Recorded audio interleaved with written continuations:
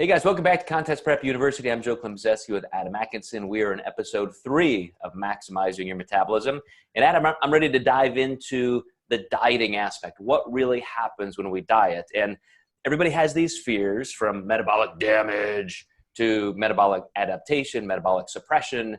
And again, I have to go to some studies, and a lot of them, to show people that even if you diet for a long, long time, I mean, what's the worst diet you could think of? Like, let's just say The Biggest Loser, right?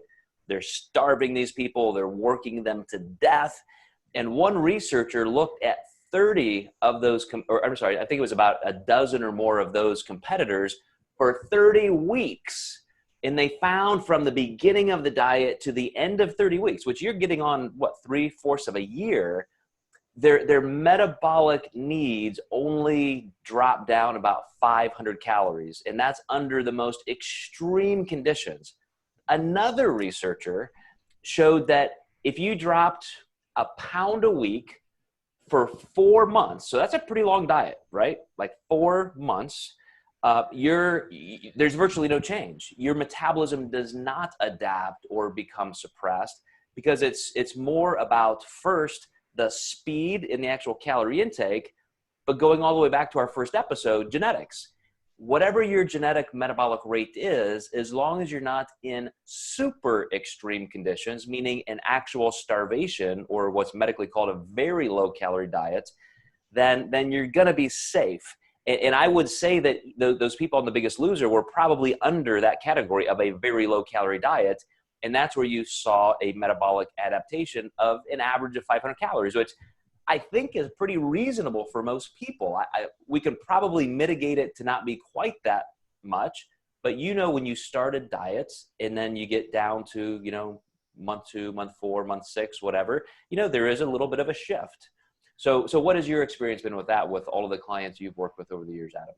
Yeah, as a lot of people do think they have metabolic damage, it's usually a lack of control afterwards. And what people forget is the metabolism's always in flux. As you diet down, your heart rate slows down. Every step that you take is now less calories burned because you're lighter. You're going to have more leptin sensitivity. All these pathways are changing. One of the bigger things that can take a hit is the thyroid, but this is kind of why the metabolism's always in flux, and people start thinking that they are ruining their thyroids dieting. And I'd have to look back. I think it was Dr. Greer. He had people who were misdiagnosed with thyroid conditions. He gave them, I think a lot of the people were on T3 for over like 30 years, and he took them off in 2 weeks. Their thyroid levels came back to normal. And you just don't suppress like you do with like testosterone, where it's, you're getting this exogenous form and your levels just drop and they're forever low. It's always in flux, and your thyroid gland's just really resilient. So will it take a hit with dieting? Absolutely. But if you treat your body with kindness on the way up, you're going to adapt upward fast and quickly, depending on your metabolism. But you can really see those. It's almost like a post-weight loss, where you start bringing calories up and you start having upward adaptation, where you're actually losing with eating more food. And there's nothing really magical about that, aside from you're fighting a lot of temptation with not eating more, because your body's in a state of survival. So it's saying, we recognize this energy crisis you gave us for months, and now we want to get away from that as quickly as possible. And to your point, it is that important to be in control, because, an analogy I like to use is like compressing a spring. When you're dieting, you are putting your body in that state where it definitely wants to restore that energy. It wants to refill glycogen levels. It wants to add adipose back into, fat cells or adipose cells.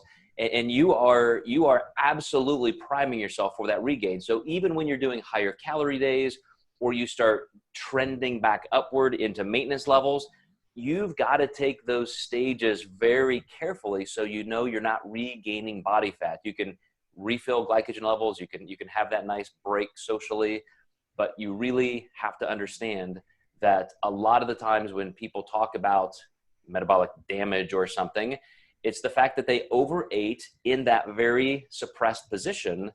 And that's what happens. The body wants to restore that body fat. I find nowadays too, because of social media, a lot of people are chasing a number for food and they don't even know why. And it's really interesting to me because honestly, I've seen people who have came to me and they were posting about their intake and they were actually lying about it, or their coach actually gave them meal plans that said they were higher calories or higher protein, carbs, and fats than they actually were eating. I had a girl, said she was eating 200 grams of carbs a day, and she was eating a ton of vegetable fiber, and she was really at 90, but her coach, I don't know if he did it on purpose or if he was that bad at math, but No, it's a weird status thing now. And yeah, if a coach will tell you, oh yeah, I can give you 200 grams of carbs and you'll still lose weight. I mean, what a con, right? Yeah, you can talk numbers all day, but adherence is really the key too. So it's really hard for us to make, anecdotal evidence because our evidence depends on if our clients are actually being accurate or not. Which is what we're going to talk about in the next episode when we get into total daily energy expenditure. So you guys stay tuned, and we'll be back in Contest Prep University.